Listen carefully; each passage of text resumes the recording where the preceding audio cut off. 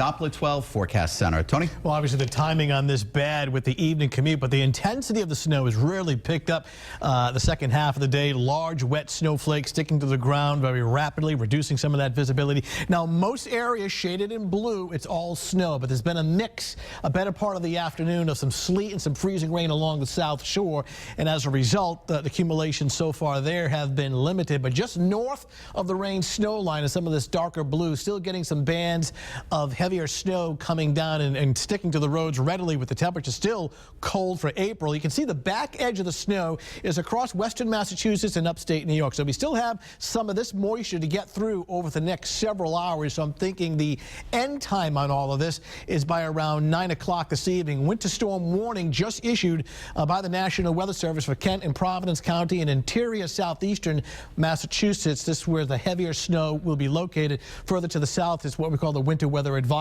Still some accumulations down here, but not as much. Now, I would say 80% of this has fallen already, but when all is said and done by early this evening, interior sections, that includes Kent County, a lot of the big populated areas, Warwick, Cranston, Providence, Metro, interior southeastern Massachusetts, between 4 and 7. We've had reports of 5 and 6 inches of snow on the ground already, and then further to the south, 2 to 4. But there's really not much along the immediate south shore.